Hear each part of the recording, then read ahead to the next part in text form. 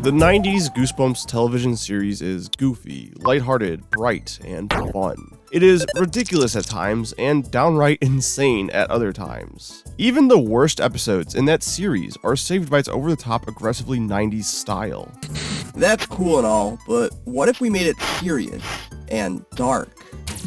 Do you mean like dark as in like the tone, or literally, like lighting-wise? Huh. Why not both? Well, I'm sold. Now, modern, more darker reboots of children's shows are nothing new. I mean, in my last video, I checked out the Are for the Dark Reboot. But Goosebumps? Really? I mean, it's a prime candidate for the picking. There's already plenty of fan films exploring Goosebumps stories, but in a darker and more serious tone. But it does beg the question of, is this really necessary? Or is this really what you want? Personally, for me, not really. I mean, children's horror is meant for, you know, children. Wow, your analytical abilities never fail to amaze me. What I mean by that is that not every single piece of children's media out there needs to be rebooted every 20 to 30 years to stay in touch with the original and now adult fan base. Plus, when children's horror is done well, it caters both to children and adults. But hey, whatever. I can get behind the idea of a darker Goosebumps series, so why not? So what's up with this reboot series? Do they just take a bunch of classic Goosebumps storylines and, you know, make them darker or something like that? Well, no, not really. The reboot series isn't an episodic anthology. Instead, it's a serialized anthology. So each season has a different cast of characters and storylines. My expectations were low to begin with, but they found a way to go beneath them already. Okay, it's not the worst thing in the world, and they do take the classic stories and sort of remix them into the overall plot. But at the same time, I think the episodic anthology format would have been the way to go. Especially because there's still plenty of Goosebumps books out there that have yet to be adapted. And hell, even with the serialized anthology format, they could have adapted the ongoing storyline from the Goosebumps Horrorland books. I mean, I grew up with those books. I'm an adult now. This would have been a shoo-in, honestly. But perhaps I'm getting ahead of myself, and to avoid another long intro, I might as well quickly summarize these two seasons and their characters so we can get into the ranking proper. Is this actually going to be fast this time, or what? Brother, we're gonna spend less time summarizing this series than lasting in a cage match with Bonesaw. You Spider-Man nerds are all the same. Okay, so season 1 at the start has a little bit of a Nightmare on Elm Street thing going on. As in, back in the 90s, these kids pulled a practical prank gone wrong on this one kid named Harold Biddle. And, well, he accidentally died in a house fire. And now in the present day, his ghost is out to ruin the lives of these people's kids through a myriad of different iconic Goosebumps storylines, like Say Cheese and Die, but worse, the Cuckoo Clock of Doom, but worse, and who can't forget about Go Eat Worms, but kind of neutral, I guess. Never really was a fan of the original story to begin with. But I will go into specifics about those episodes when we get to them in the rankings. But throughout the season, we learned the truth, that these kids didn't actually kill Harold. Or rather, they didn't accidentally kill Harold. No, wait, they did.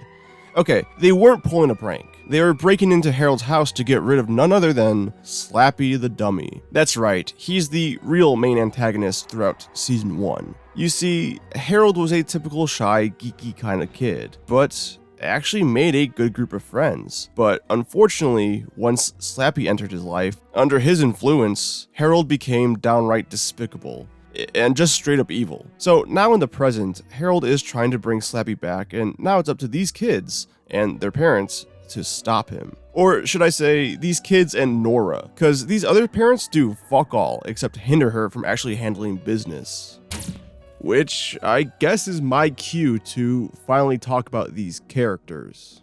First up is Isaiah, a star quarterback for the high school football team. He seems like the typical jock at first, but later on chills out and becomes a bit more melodramatic, which is unfortunately a theme throughout this season. Then there's James, Isaiah's best friend, and man, this show actually does a pretty good job of making these teens sound like real teens and not cramming their dialogue full of Gen Z-isms. But not James. James is a TikTok For You page personified. They don't go overboard with it, but it walks that line. It's a shame too, because James is an openly gay teen in a small town with not too many openly queer people. Like, there's really good material here to work with, but outside of his spotlight episode, they don't explore this character nearly enough. Then there's Lucas, who's a spacey kid who's desperately seeking the attention from others by doing dumb shit, all as a way to cope with the loss of his recently deceased father. And then there's Isabella, a smart kid who blends into the background and has massive anger issues, seemingly because of it, and because of the high expectations set by her own mother. And then there's Margot, who's a somewhat cool, bookish outsider who is at the center of all the love triangles. For example, both Lucas and Isaiah have a thing for Margot, and Margot has a thing for Isaiah, but can't get with him because he's dating this one chick named Allison, who's not really important to the overall plot. But Allison and Isaiah break up, but Isaiah can't get with Margot because now Margot is dating Lucas, although she still clearly likes Isaiah. Meanwhile, randomly, and this isn't even explored at all, but Isabella kinda has a thing for Lucas, but clearly can't do anything because he's dating Margot, and I thank God that James is gay. Dude is interested in one blonde guy throughout the entire season. It's just super straightforward, and ironically, the only thing straight about that character. I just wanted to point all this out because the biggest downside to season 1 by far is all this teenage drama bullshit. And trust me, we'll have plenty to talk about in the rankings themselves. Oh yeah, there's also Nathan, or Mr. Brat. He moves into the old Biddle house and gets possessed by Harold off rip. We actually don't get to see too much of the real Nathan throughout most of the season, which feels like a downside at first. But once Harold unpossesses Nathan, his true cowardice shows, as he goes, "Damn, that thing sucked. How can I make my life suck even more?" And then proceeds to make his and everyone else's life, indeed, suck more. Season 1 is a rough watch. It just doesn't feel like Goosebumps outside of its use of Goosebumps iconography. I mean, if you change some things here and there in the script, it's basically an entirely new show. But I'll go more into that in the ranking itself, and luckily for us, Season 2 is actually an improvement. Shockingly so, considering that Season 2 starts on an eerily similar note as Season 1. As in, the whole season kicks off with some shit going down in the 90s that emerges in the present time. But that's where the similarities thankfully end, as this season really seems like they listen to feedback. Love triangles really aren't a thing this time around, outside of the first 2 episodes or so, and all the melodramatic teen stuff is still there, but very minimal and 10 times more effective. This is all kind of due to the fact that once the plot officially fully kicks in for this season, these characters shift their priorities solely to focus on what's going on. Unlike in Season 1, where Slappy is threatening to unleash unspeakable horrors out into the world, and our main characters are still worrying about whether or not they should be dating person A or person B. And if I was a better YouTuber, I would use those remarks to seamlessly transition into covering Season 2's plot. But I'm not. So, here's Season 2's plot.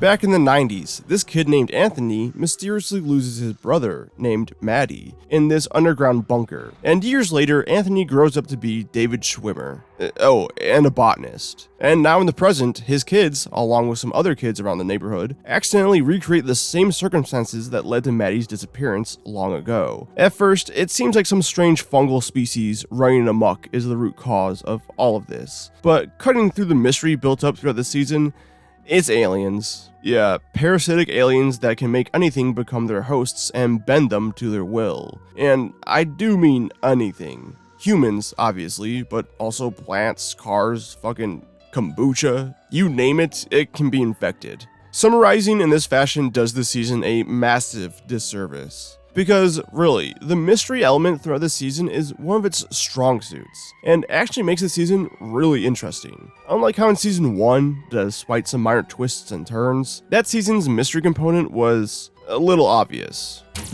I mean, you can kind of predict where Season 1 was heading, but with Season 2, not so much. This time around, we got Anthony, as I've already talked about, the botanist dad that is still hung up on his brother's disappearance all these years later, as he is still searching for answers. He has 2 kids, twins even, both Cece and Devin. Cece puts an immense amount of pressure on herself concerning her accolades, and has a particular fond of partaking in the debate team. Devin, on the other hand, is the complete opposite. He's your typical below average high school boy. A little dumb, super uncool, but his heart is in the right place, more often than not. His crush throughout the season is Frankie, who doesn't have too much of a discernible personality. I mean, she wants to go to art school for fashion, but can't because she lives at home with her single mother, and that's cool, but that also never gets explored very much, and that's kind of it. But at the start of the series, she's dating this complete dickhead called Trey. He's your typical douchey, dumb, hot-headed character who is just super annoying at the start. However, after Trey goes through some trauma, he completely changes into like one of my favorite characters. He's just super nice and rational and funny even. However, he's not my favorite character. That title goes to none other than CJ, just a simple food delivery boy for his mom's restaurant. It actually takes him a while to fully be integrated into the plot. Throughout the first half of the season, he's just seen here and there making food deliveries, but he's so charismatic and upbeat, I love whenever he was on screen. And then there's Alex, who's a bit of a delinquent. Or rather, goes to juvie for something she didn't do, and then is labeled a delinquent by society. And her own mother, who is a cop, or more specifically, a detective, and even more specifically, Maddie's ex-girlfriend from back in the day. I guess you could say his disappearance led her down this career path. Her name is Jen, by the way. She's somewhat relevant.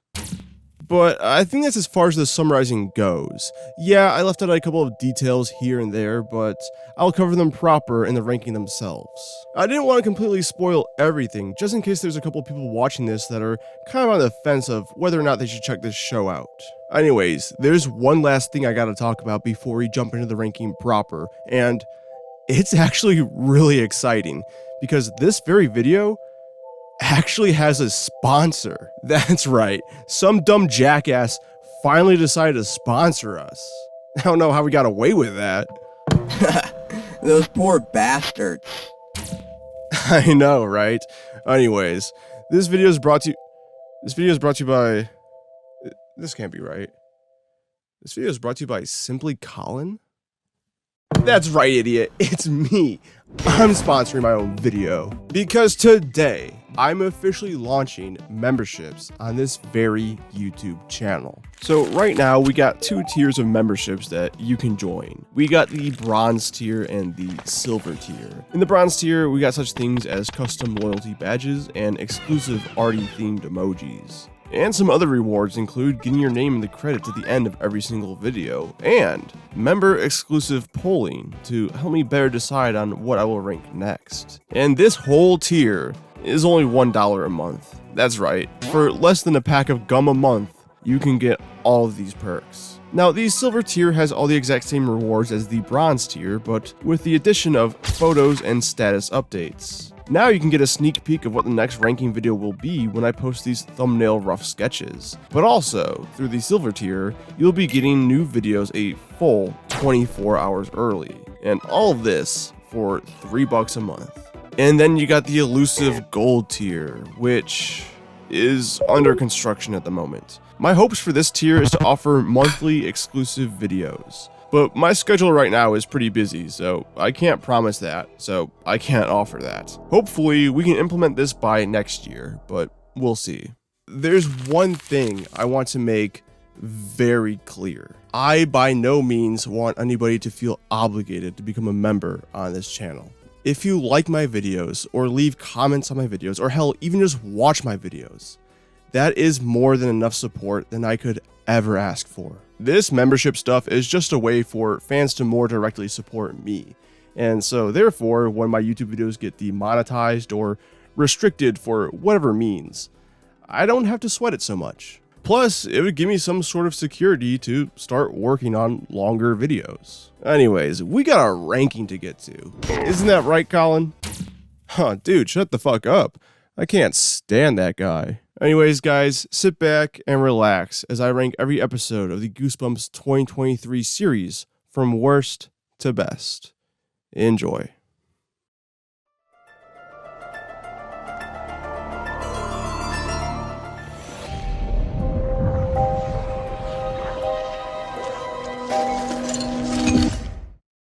This episode is the most baffling episode in the entirety of Season 1. Or rather, these last two episodes are the most baffling. You see, this entire season is centered around the Biddle family and their downfall at the hands of Slappy. And the previous episode really did feel like a straight up season finale. I mean, Harold is able to move on and Slappy is destroyed. If they just wrapped up a couple of loose ends, it could have worked as the last episode. But instead, they tack on 2 more episodes to this season to milk some more mileage out of everyone's favorite dummy, and to further explore all this teenage drama.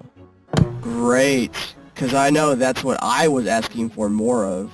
And this episode starts on the fucking weirdest note ever. You see, this is when Lucas and Margot start officially dating. I mean, no harm, no foul, right? Well, this is also the episode where Colin and Norma get married, or at least engaged. There's this whole subplot of them having an affair throughout the season. It's not really important, except for fueling the good old drama machine. But here's the thing, Colin is Margot's dad, and Norma is Lucas's mom. So these two getting engaged makes these two officially step-siblings, which technically makes this an incestuous relationship. I mean, you ask for a darker Goosebumps series and you're given incest. Real monkey's paw situation there. But despite Slappy being defeated, Nathan is having trouble coming up with an ending for his book and decides to bring him back quite literally for the plot. And I don't mind this too much. Like, yeah, it's a bit absurd to think that Slappy would stay down for the count. I mean, this guy's notorious for coming back from the dead. But at the same time, I have a hard time believing in Nathan's motives to bring him back in the first place. Like, I get it. He's a loser, he's pathetic, he can't really write, and from a thematic standpoint, Nathan is a Biddle descendant. And this whole season explores how Slappy messed up this entire family tree. Kind of like Dio in the Joestar bloodline. But I have a hard time buying his actions just because we don't really get to see a lot of the real Nathan throughout this show. We get a flashback at the start of this episode to really sell his turn, but realistically, this should have been properly built up throughout the entire season. But hey, how can I complain so much? Slappy is the highlight of the season, right? Arbitrary extension of the season or not, we at least get more Slappy action. Well, no. You see, a majority of this episode in particular is all about this teenage drama stuff. Specifically, this group of kids go off to Seattle as a much-earned vacation. And when there, Margot and Lucas get in a fight, with Isaiah later using this opportunity to confess his feelings to Margot. And who gives a fuck? Yeah, no, literally nobody does. This shit is the majority of the episode, and they are so close to hitting on something profound here, but just missed the mark entirely. Like, Lucas's main hang-up is that he wants to be close to his mom, considering the loss of his father, and, well, all the traumatic stuff he went through this season. But this isn't explored really well, if at all. Sure, it demonstrates how trauma can affect relationships, but it's not saying anything new or particularly interesting. And the main emphasis really is on this will they or won't they dynamic between Margot and Isaiah. It also just has the adverse effect of just highlighting how unimportant James and Isabella are in this show. I mean, they ain't got shit to do. And all the Slappy shit doesn't fully kick in until the very end, with Slappy successfully gaining his human body back, which I'll explain more when I cover the next episode after this one. But for the time being, this has to be the worst episode in the entire series. I mean, even Slappy couldn't save it.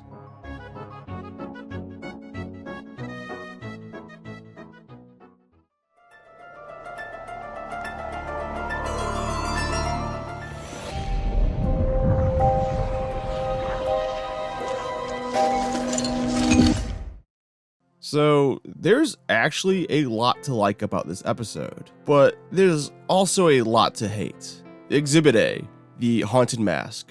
Why does it look like that? Did they even try?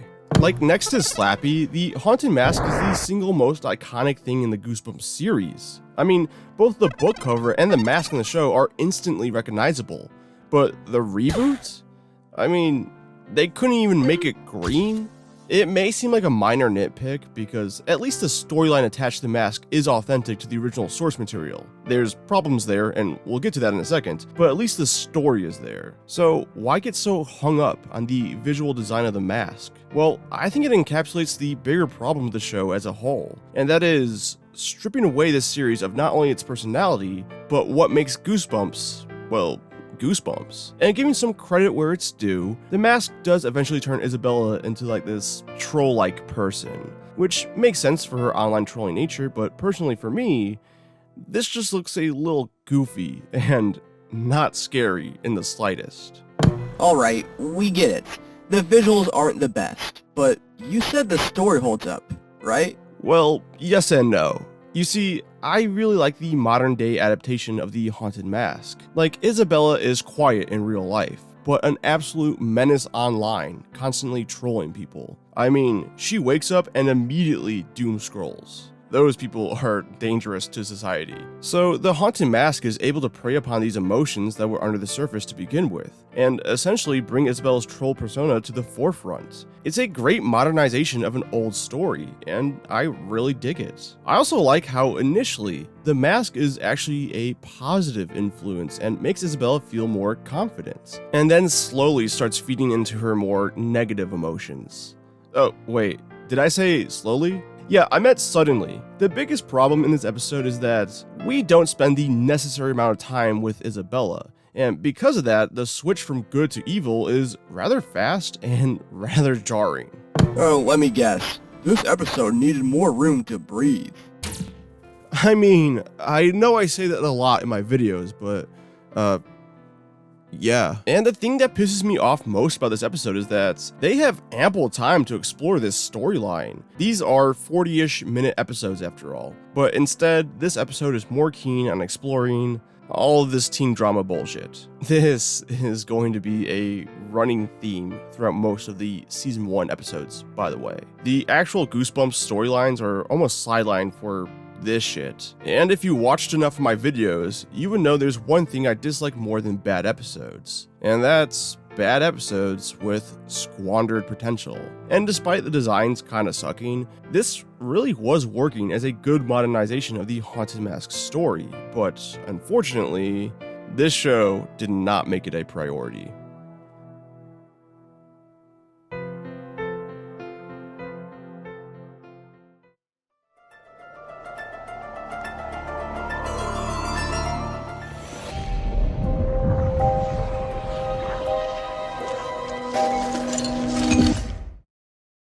Okay, so this is the final episode of Season 1, and it's also the episode where we learn Slappy's backstory. It's seemingly a mix of book lore and the show's own interpretations. I mean, it's a little confusing at points, considering the books are a little inconsistent and are prone to changing it from time to time. Feel free to call me out in the comments, all you Slappy experts out there.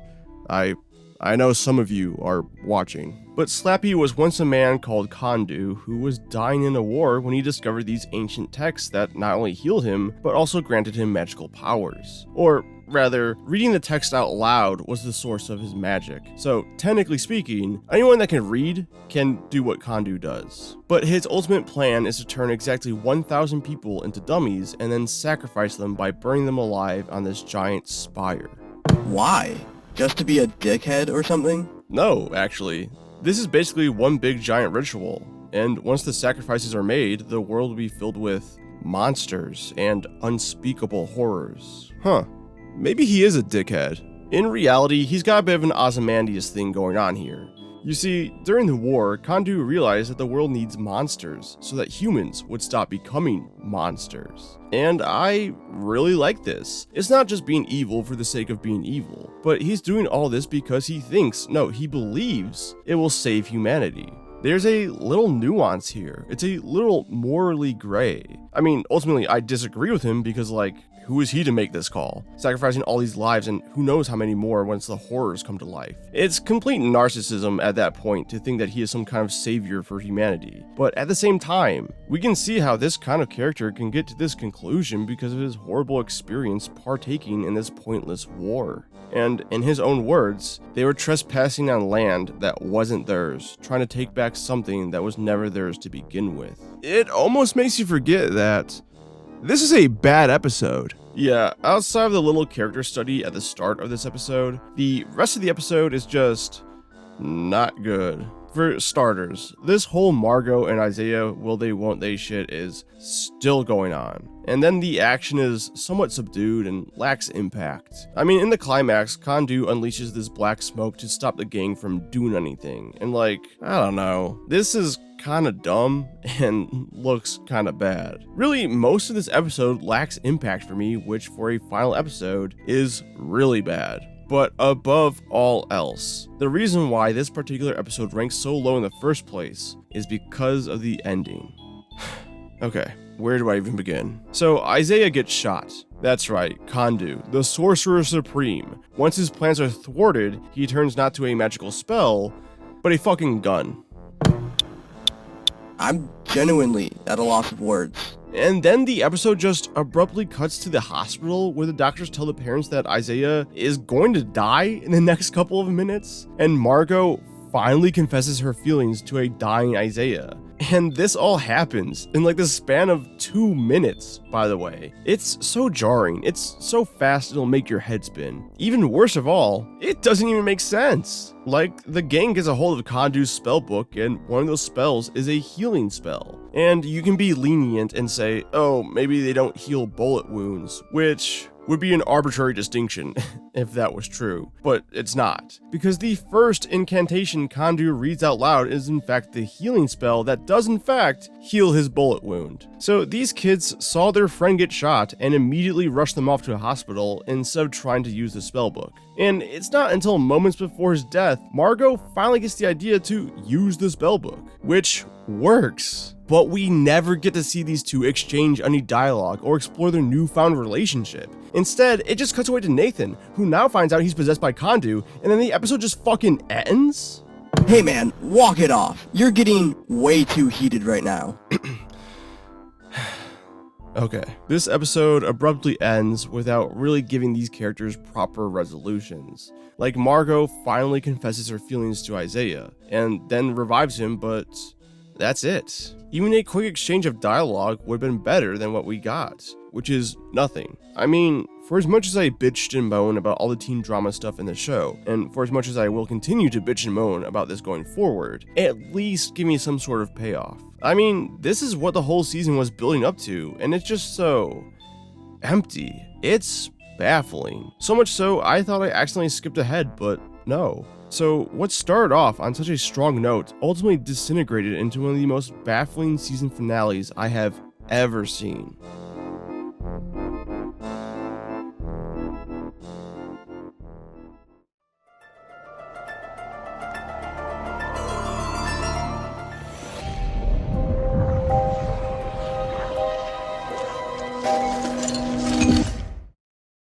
Okay, so this episode is kind of what I meant when I said that you could change a couple things in the script here and there, and this really isn't a Goosebumps series anymore. The classic story of the Cuckoo Clock of Doom sees a child slowly aging in reverse because he messed around with this clock. In essence, he has to undo his simple mistake, a task that grows increasingly harder to accomplish the younger he gets. It's a great little existential story. Well, in this rendition, the Cuckoo Clock of Doom just traps James in a time loop. If he leaves the house, he just starts his night all over again, essentially a Groundhog Day situation. And yeah, it's vastly different from the source material, but it's still at least somewhat indicative of the original spirit of that story. I mean, at its essence, it's still about a kid trying to fight the concept of time. But here's the problem. This time loop shit, it's barely a factor in this story. Seriously, we get some time loop shenanigans and then James just fixes the clock and he's able to break the loop. which made me realize that, oh yeah, the initial threat from the original story is now rendered non-existent, so it quite literally would be just this easy to break the time curse, essentially. Which is fine, I guess, because the real threat of the episode is all about these James clones, which I'll get to in a second. But at the same time, why introduce the idea of the time loop and then not have a clever way to break the cycle? Why is the answer just fix the clock? It's like if you were in a saw trap and the only way to get out was to cut off your left hand. Or you could just leave out the front door. But hey, whatever. Thanks to all the time loop shenanigans, now there's plenty of evil James clones out there running amok. So okay, kinda squandered the whole time loop stuff. But at the same time, this is the premise the episode is really all about, so no harm, no foul, right? Well, no, cause this premise also sucks. These clones are just not intimidating in the slightest. I mean, it will be a cold, dark day in hell before I die at the hands of some twink. And you could argue that, yeah, maybe one James clone on its own isn't physically imposing, but their strength comes in numbers. And I would almost agree with you if these clones weren't the easiest things to dispose of. You see, one simple blow to the head and these dudes burst into slime. And it doesn't even have to be a hard blow or anything like that. The first clone to go dies because of some scratched cue ball. Hell, I think if you sneeze close enough to them, they'll explode. However, all of this does work as a metaphor for James. James is an openly gay kid in a small town. He has to constantly change or mask his personality to look out for his own safety and well-being. It's an internal struggle manifested into a physical struggle, and it kinda works. It gets a little ham-fisted near the end between this dialogue exchange where Isaiah just comes out and states the theme of the episode, like, calm down, I got it. And it resolves way too fast for this to really resonate with anyone in the audience too. Or at least for me. So it butchers the original story. The clone stuff isn't really effective, but is a little fun here and there. And truly, the only saving grace is the message of this episode, which is somehow laid on a bit too thick and yet not explored nearly enough.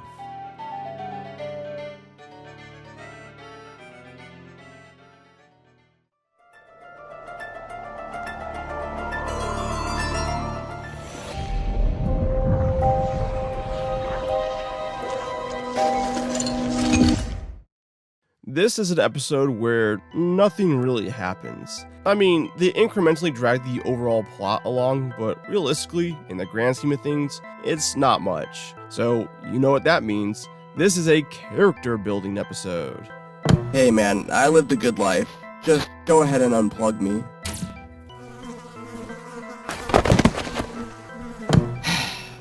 The bastard beat me to it. Okay, it's not that bad. And on the positive side, they can't possibly butcher another classic Goosebumps story if this episode isn't centered around another classic Goosebumps story. So, silver linings and whatnot. Really, this episode is a necessary evil. It's the halfway point and essentially acts as the official transitioning point into the second half of the season. So, you know, the status quo shifts slightly, with Lucas now living in Margot's house. I'll explain later. And Isaiah officially dumps Allison. On the story side of things, not much happens. I mean, we get a little glimpse that maybe the events of this night weren't how they seemed. And now Nathan, possessed by Harold, is looking for him. Him, of course, being Slappy. If there's one thing I can give massive props to season 1 for, it's just how well they build up Slappy before he's fully integrated into the plot. From vague references to explicit references to full-blown flashbacks and then into full integration. It's really done well. But that's kind of it for this episode. It really is just minor character moments here and there and slowly escalating the plot forward.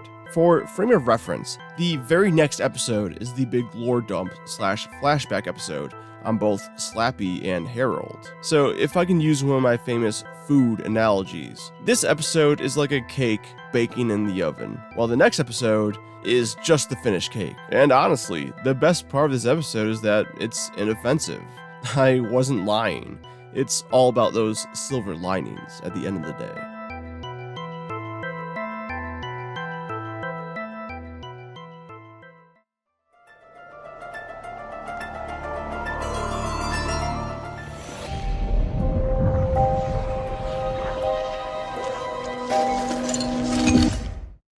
I tend to be a little more lenient on the very first episodes of a serialized anthology show, just because I understand it's harder to have a worthwhile plot while also simultaneously introducing these characters. I know this may be dumb or a weird bias, but I point this out to say, even with being lenient, this episode still falls short. And contrary to popular belief, I don't like being negative. I don't like shitting on episodes, but this show leaves me no choice. Okay, so being the first episode, it has the heavy task of introducing all these characters, and you know what? The show does a fairly good job of that. These characters are introduced in a very organic way. Weirdly enough, Allison is introduced in this episode as well, and at first it seems like she's going to be one of the main characters, but nah, she's not even super relevant to the plot, outside of fueling the fire to this teen drama, which is still my main complaint in this episode. Yeah, anytime there's a season 1 episode on this list, it's safe to assume that the one thing bringing this episode down is in fact all this melodrama. But as far as the first episode goes, it's really only there slowly growing in the background. Now, the main problem here is how they decide to mess up the classic story of say cheese and die. Or maybe I'm being a bit too harsh. The story here does play out close enough to the original story. I mean, it's kinda hard to mess that aspect up. My main complaint is that the camera is just kinda lame now. Like in this show, when you take a photo of somebody, the camera just produces a photo taken from the future where something bad has happened. There's no more ambiguity. Like, Isaiah gets his photo taken, and the photo shows him hurt on the football field. Isn't that just how the camera worked previously? Well, no. In the original story, the camera showed photos that were slightly altered from the picture that was taken, and the protagonist had to figure out what was going to happen because of these slight alterations. Some of them were easy, like this car being wrecked. Clearly, they're gonna get in a car crash. But other ones were a bit more ambiguous and really aided in the overall mystery. But when the camera just point blank shows your future straight up, it takes away all the intrigue. I will admit, it's still somewhat effective. Isaiah's all paranoid playing football because, well, he knows he's gonna get seriously injured here. But are the other two affected by the camera?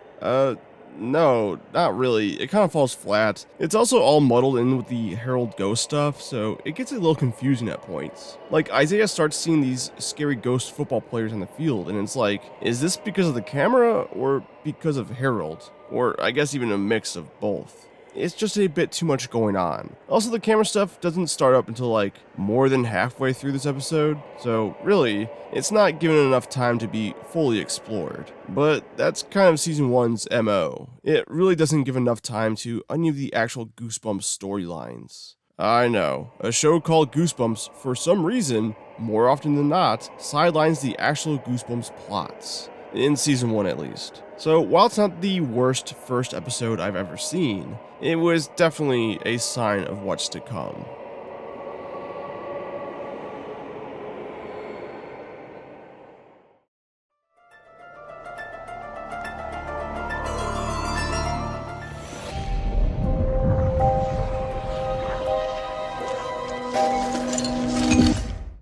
So this is an average episode. Once again, it's not based off on any pre-existing Goosebumps story, so silver linings and whatnot. But it's also a little bit more focused than the rest because finally, we have an episode where the main cast of characters are imperiled together. So that way, it's not constantly cutting away to some melodramatic subplots. I mean, there's still a good dose of that in this episode, don't get me wrong. There's still the whole will they or won't they dynamic between Margot and Isaiah, with Isaiah almost confessing his feelings to Margot, and who gives a shit, right?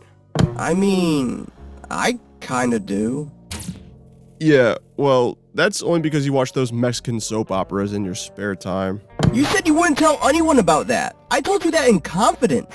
But this episode sees our main characters trapped in a scrapbook, which also acts as a portal into Harold's mind. And this is great for two reasons. For starters, anything that happens in the scrapbook in real life affects the teens inside. Ripping away pages rips away their world, essentially. And when the scrapbook gets soaked in water, their world starts melting inside. It's not an original concept or anything like that, but I really like it. And I wish it was explored a little bit more because outside of those two examples, that's kind of it. But this world being a look into Harold's mind really lets you get to see a deeper side that we, the audience, haven't gotten to see yet. But just like the previous concept, we don't really get to explore Harold's psyche as much as I really wanted to. This episode combines two great concepts, and while we do get some mileage out of it, I still wanted more. Which I guess is a positive complaint, right? This show finally did something good, and I just wanted more of it.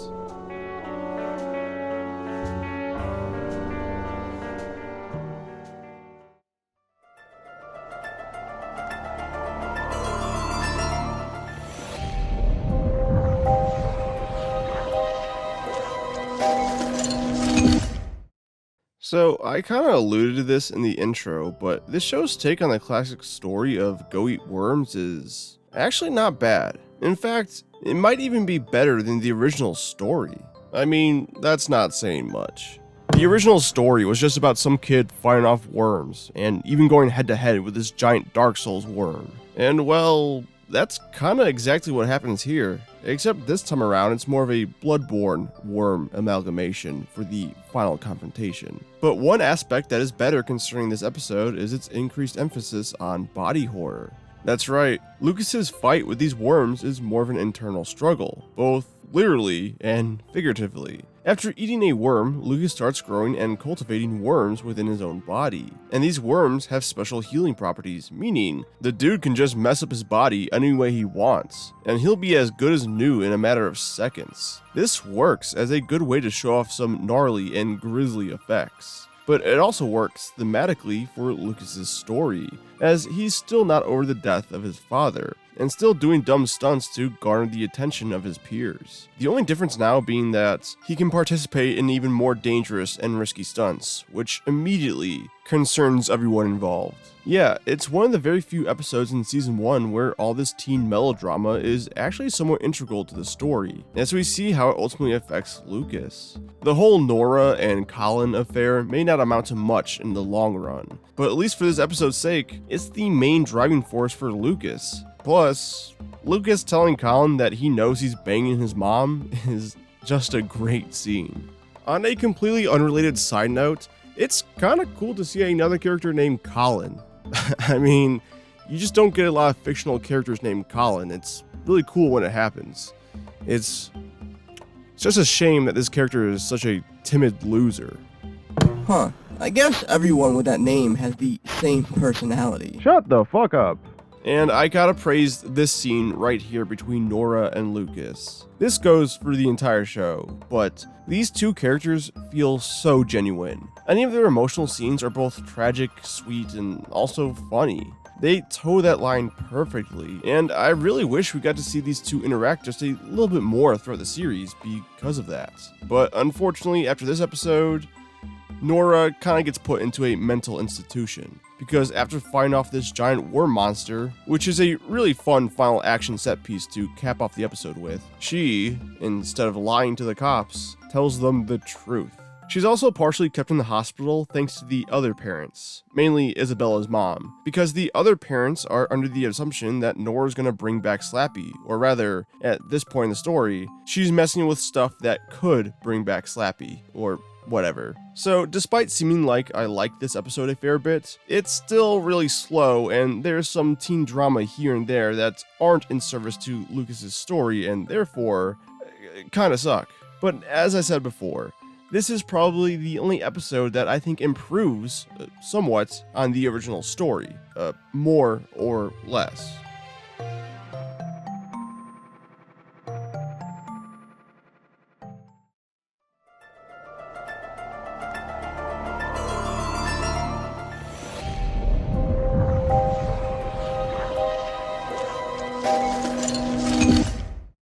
The Haunted Car is finally the first season 2 episode on this ranking. I know it took a while, and really, this episode is just okay. Funnily enough, I thought this episode was like a completely original storyline, but as it turns out, nah. Turns out, The Haunted Car is a Goosebumps Series 2000 book. I guess a somewhat obscure one at that, because I never heard of it until now. And I mean, I definitely never read it. The one good thing about season 2, as I mentioned in the intro, is that there's not really any teen melodrama. Kinda. You see, Season 2 is much better at handling these teenage characters and actually making you care about their struggles. Take this episode for example. It's centered around Alex as she struggles with being labeled as a criminal, or more specifically being labeled as a criminal by her own mother. I won't say this interpersonal struggle is amazing by any means, but at least it's focused, concise, and resolved by the end of the episode. And above all else, it's much more than just some teenage angst. So why is this the lowest ranking Season 2 episode? Well, I mean, it's a haunted car. You know what I mean? All it does is drive fast and recklessly while blaring System of a Down's Chop Suey. Like, this is just the same as driving with a divorced dad in their mid-40s. Just like your dad. That's a joke, by the way. My parents are happily married. Happily? My parents are still married. Yeah, I just don't find any car-related horror stories very scary. They're fun, and this episode is fun, but it's not scary. So this episode takes a solid peek into the struggles of Alex, and while also just having this dumb fun car zooming around town. So yeah, the worst episode in Season 2 is just alright, but pretty fun.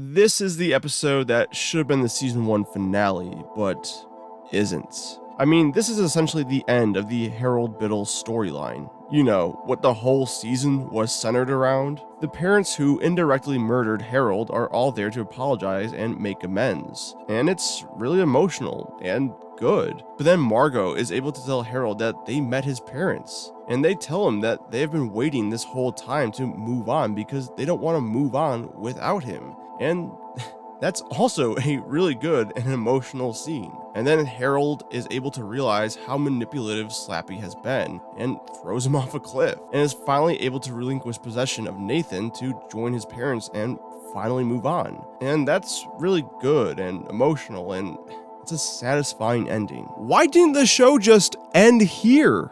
Come on, man. It's Goosebumps. You gotta end this series on a somewhat downer twist ending. I mean, I guess, but this show is pretty selective in what it incorporates from the original series. And I know there's still some loose ends to tie up here and there. The prime candidate being Margot and Isaiah's whole will they, won't they relationship stuff, but I would argue that even with the additional 2 episodes, they never really properly concluded that shit. But my point is, the loose ends left to tie up were loose ends I didn't really give a shit about. And if Season 1 just ended right here, I wouldn't really have too many complaints.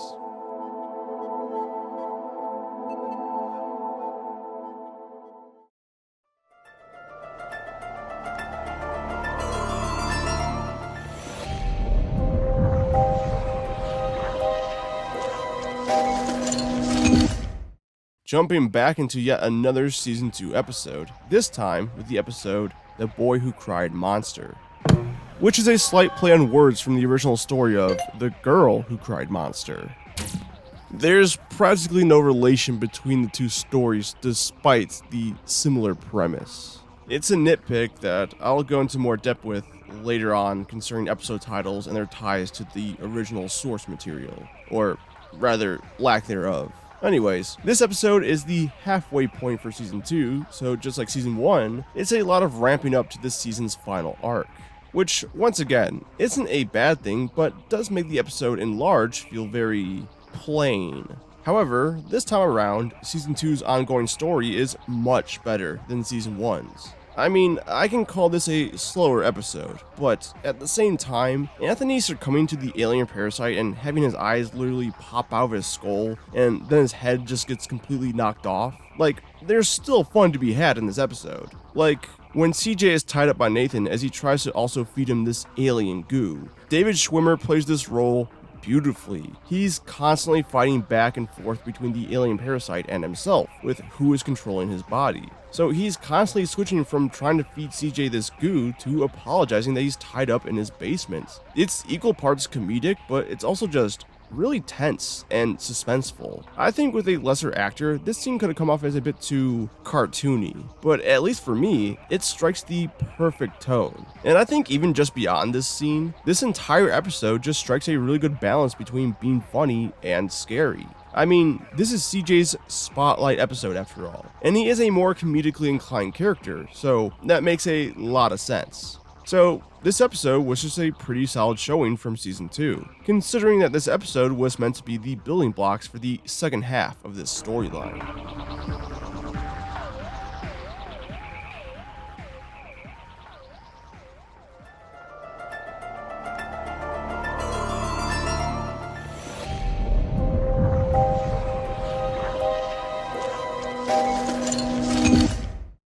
So yeah, this time around for this ranking, I decided to rank two-parters as separate entries. Just because, at least for serialized anthology shows, the distinction between part 1 and part 2 seemed a bit arbitrary for me, considering the entire season is one big storyline and these episodes, more or less, blend together into one another.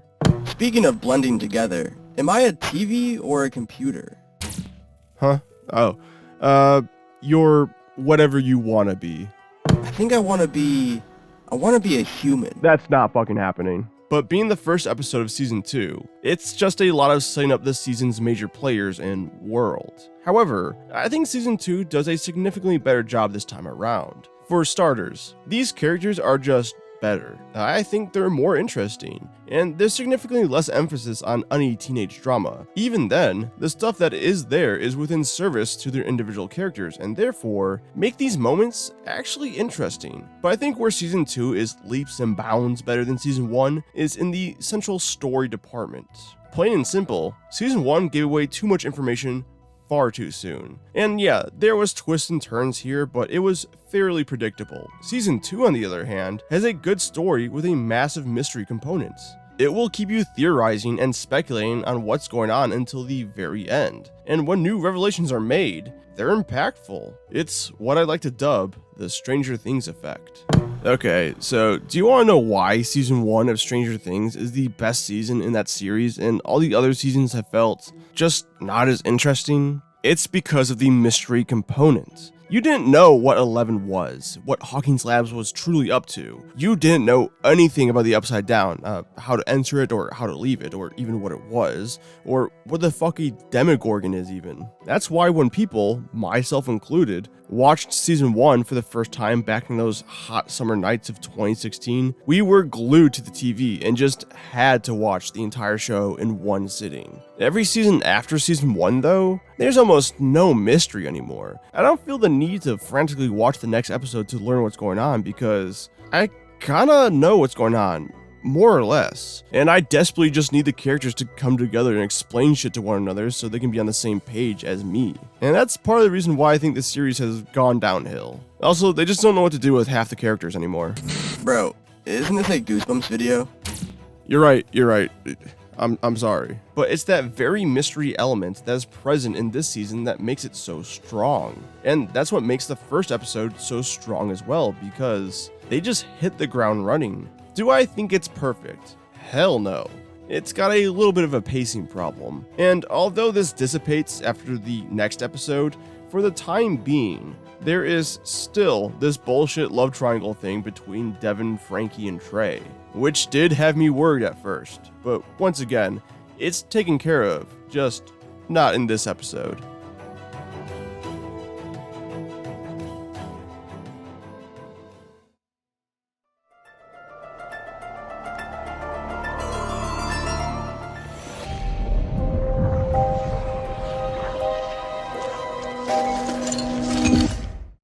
Well, would you look at this? Funny how things turned out. But yeah, the very next episode just so happens to be the very next episode in the ranking as well. But this episode excels so well because now that the show has introduced all these characters, this is their first true opportunity just to have fun with them. In true stay out of the basement dad fashion, Anthony shows off some truly skin-crawling body horror, which is unnerving, to say the least. Meanwhile, later on, Trey gets got and becomes this kind of goopy plant monster hybrid thing. And in a way, it kind of plays out like a cheesy 1950s B-movie, as Trey kidnaps Frankie like a damsel in distress and it's up to Devin to save her by dropping a car on his ass. Am I supposed to tell a joke right now? Or am I supposed to set up a joke? Probably neither. Honestly, Artie, sometimes your appearances kind of break the pacing of the video, so just chill out for a bit. Roger, roger. But really, that's all this episode is. It's got some great body horror and some really fun action set pieces. It's nothing to write home about, but it's pretty good, all things considered.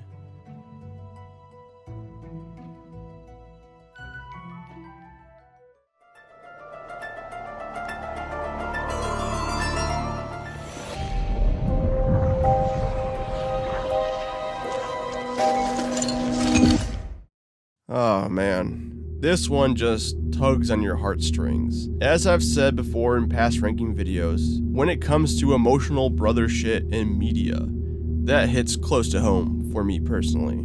Once again, Mother 3. Need I say more?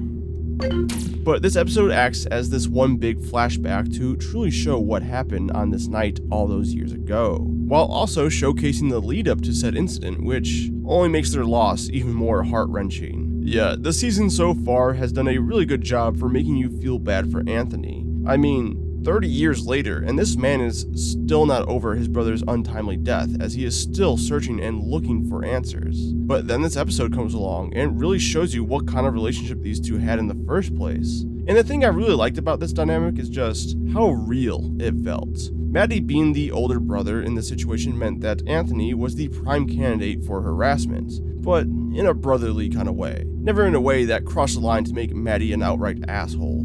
Anyone with older brothers, like me, knows exactly what I'm talking about. You know, like teasing in a somewhat endearing way. But Maddie is also fast to praise his brother, as their dad doesn't seem to get young Anthony, but Maddie does. And this specifically strikes a chord with me because growing up, I often felt like nobody got me. Even my parents, to an extent, never truly understood me. But my brother, without ever having to explain myself, he understood me. And in the same vein, I understood him. And that's seemingly the relationship between Anthony and Maddie. That being said, it's a little cheesy at times. It's not the most nuanced sibling dynamics out there. It borders on schmaltzy at times, but damn it, it worked for me. Oh yeah, this is also the episode where we learn that once you've been gooptified, the victims end up in these pod-like things. It's an interesting revelation, don't get me wrong, but really, the main meat and potatoes here is all this shit right here. I understand that your mileage may vary on this episode because it is a bit on the slower side, but to me, it's great. Oh yeah, this is also the episode where Cece and Alex become an official couple. Yeah, bet you didn't see that one coming, and neither did I. Maybe I'm just dumb, or clueless, or had my heteronormative glasses on and couldn't possibly conceive of two other characters being gay, unless they were flamboyantly homosexual. But for my first watch through, I missed all the signs of these two becoming an item. It's obvious on a rewatch, and in my defense, it's more of a subtle slow burn than I'm used to in these types of shows. I mean, once again, season 1 was so open about all the relationship stuff, and even in this season, all the Devin and Frankie stuff is pretty headstrong. I think I just didn't suspect the show to have it in them to portray a relationship with nuance. But these characters are great together because they're kind of opposites. Cece is a smart, hardworking girl who is struggling to live up to expectations. Meanwhile, Alex is seen as a criminal and is struggling to break that stigma. So the stories are kind of inverse of one another. It's never explored all too much, but they at least got more going on than Devin and Frankie. I can tell you that much.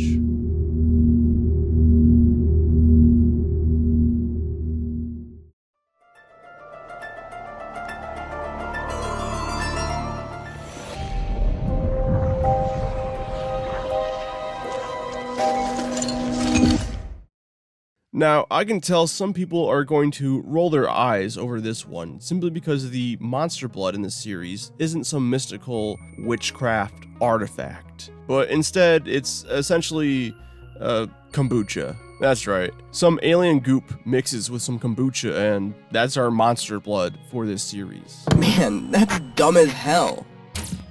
No, dude, Artie, I said you had to wait before you can come back out again. Yeah, I'm not gonna lie. It is dumb, but the rest of the episode just knocks it out of the park, so I can't really complain. And unfortunately, the other classic attributes associated with monster blood, such as becoming gigantic if consumed, are not really present within this episode. Instead, this episode just kind of plays out like the classic movie The Blob. So you got a fun action set piece with Cece running away from this thing in the apartments and narrowly escaping in this elevator. And while that seems like it may be it, the monster blood actually has an even more action-packed sequence, this time on the subway train, which really just reminds me of the final boss segment in Resident Evil 2. I just kind of realized that I compare a lot of things to Resident Evil within this ranking series, but what can I say?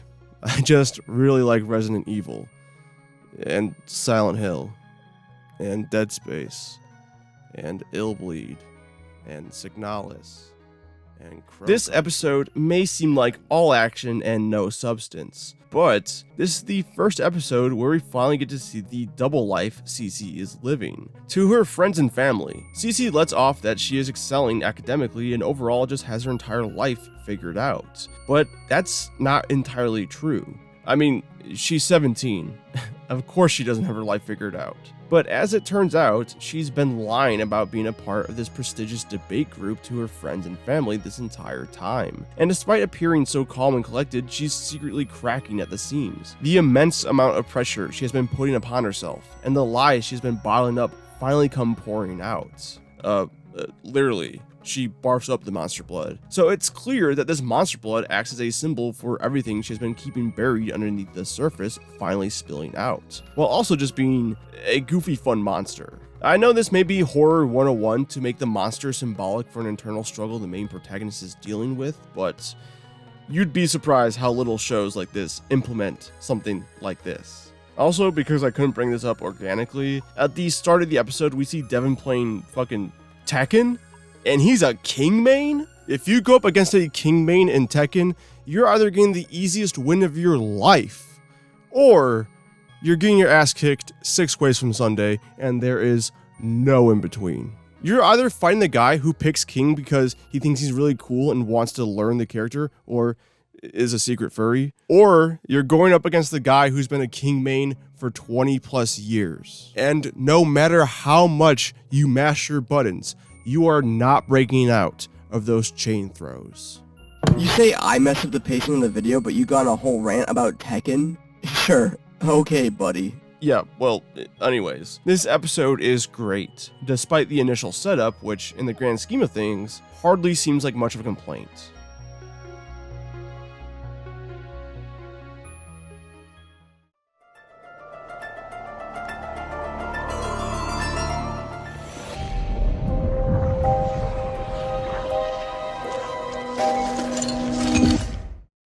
I know this may seem like a surprise to some of you that a season 1 episode somehow managed to get into the top 3, but this is just a testament to how good this episode truly is. And this is a Slappy-centric episode, if you couldn't tell by the title, which normally I would say isn't much of a shocker that this ranks so high, considering Slappy's popular status, but at the same time, the other Slappy-centric episode, the episode that's a direct sequel to this episode, in name only, really, is at the bottom of the list. So I guess that makes this placement at number 3 a neutral amount of shocking.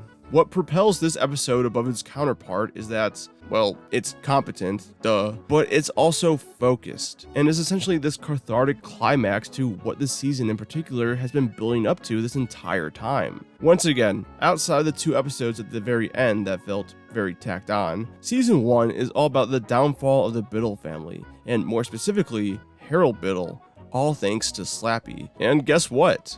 That's what this episode is all about. We see this shy, awkward kid move into this new town and slowly but surely make new friends, all while having a great family life with an amazing dad. Seriously, this is one of the best, most patient, most caring, and most sweet fathers I have ever seen in television, which makes his fates all the more tragic, as we slowly get to see the sense of normalcy disappear when Slappy enters Harold's life. He becomes self-absorbed. He starts isolating himself from both his friends and family, and the few that do try to reach out and help, he pushes them away. He really develops this sort of toxic codependency with Slappy, and it's really easy to read all of this as some sort of addiction metaphor. And this is better explored and exemplified when we see glimpses of the future of Harold possessing Nathan, retelling his story, and at every turn justifies his actions and villainifies everyone else. Those parents sounded really concerned, but no, they're just getting in the way. Those kids were trying to save Harold, but no, they killed him. It's heartbreaking and tragic, but also just really unnerving. I have always said that I thought Slappy was a somewhat overhyped villain in the Goosebumps Rogue Gallery. I mean, he's a fucking puppet. But this episode really does do a good job demonstrating the amount of influence and control he can have over people, and just how far his corruption can go. I don't know if this is a hot take, but I'll say it. I think this is the best portrayal of Slappy in any live-action medium. Then again, I haven't seen the more modern Goosebumps movies. I've still yet to check those out. Let me know in the comments if you guys want me to cover those movies. Like, not in a ranking, but like actually review those movies. And maybe the Haunting Hour movie, because that one fucked me up as a kid. So just let me know in the comments, because it'd be nice to know that I could venture out and do things that aren't ranking videos. Not to say that I don't like ranking videos, but it'd be cool just to know that I have other places to go if I want to. What also helps is the insane amount of buildup this episode had to finally showing off Slappy. And man, they did not disappoint. Truly an amazing episode, and it's a damn shame the rest of the season couldn't live up to this level of quality.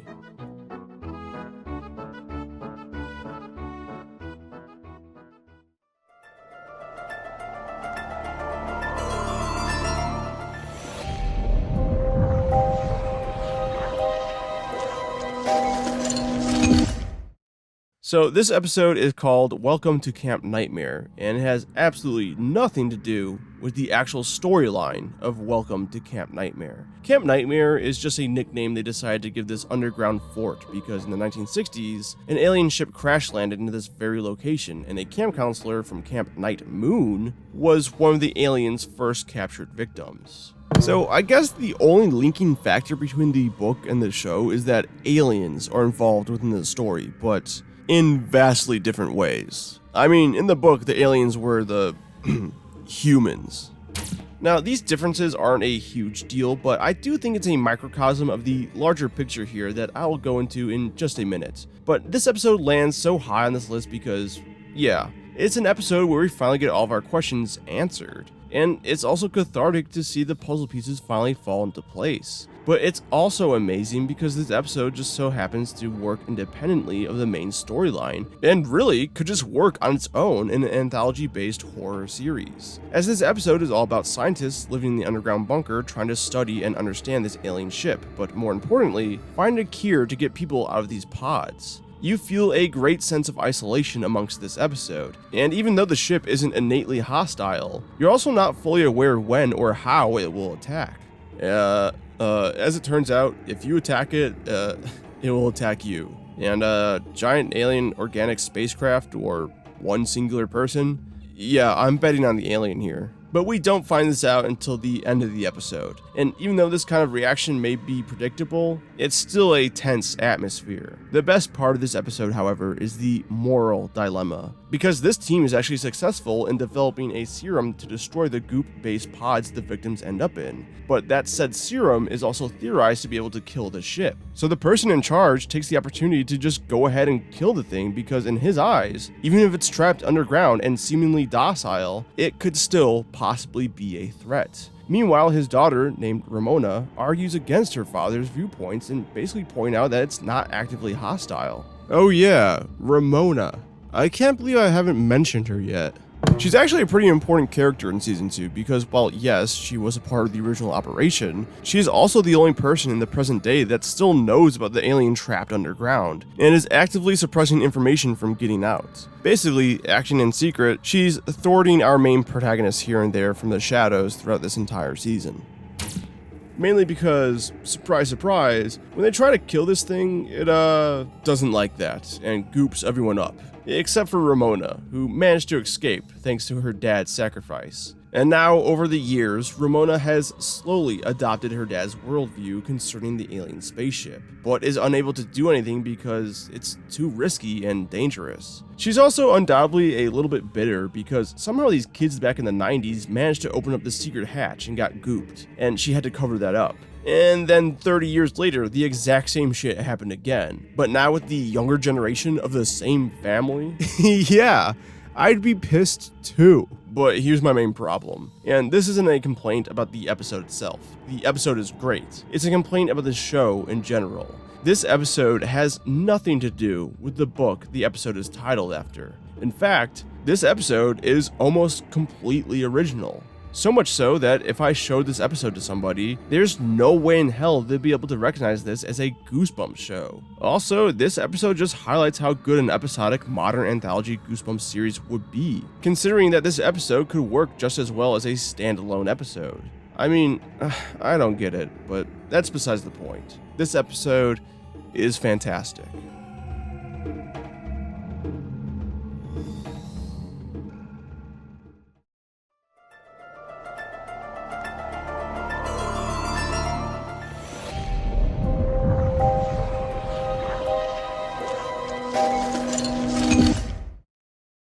So I'm going to be speaking about this one in a generally vague kind of way, simply because the best episode in the entire season just so happens to be, for the time being, the last episode in the entire series, and more specifically, the final episode of Season 2. And while I cannot in good consciousness recommend anyone to watch Season 1, except if you're an extreme Goosebumps fan, and even then, that's a very cautious recommend, I can, however, and do implore people to give Season 2 a shot. I know I already spoiled most of Season 2 through this ranking video, but at the same time, I don't want to fully spoil this final episode. So just know that this episode has some truly touching moments that turn absolutely horrifying. It's tragic, it's funny, it's heartwarming, it's scary, and it ends with the classic Goosebumps twist. It's all you could ever want out of a modern, darker Goosebumps show.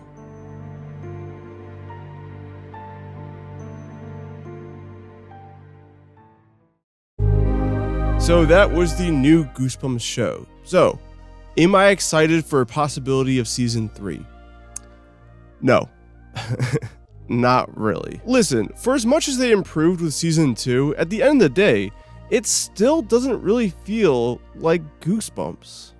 For as much as I like to rag on the original television series for being goofy or dumb, that's what Goosebumps is to me, and that's what modern takes fail to replicate. I'm all for a darker and more serious Goosebumps, I really am, but you gotta make it fun, dumb, and downright silly at times. Oh, and episodic. No more of this serialized anthology bullshit. If it works, but I can tell you it definitely doesn't work for the Goosebumps style. Also, Goosebumps is kind of known for having just a plethora of different stories, so it seems weird just to have one central storyline instead of many different episodic ones.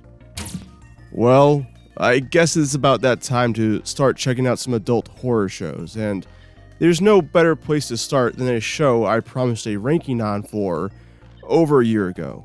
And unfortunately, I haven't upheld my promise on that, but now I shall. Oh, you mean Creepshow? You're finally gonna rank Creepshow? Man, I love Creepshow. Dude, way to fucking spoil it. Oh, whoops. My bad.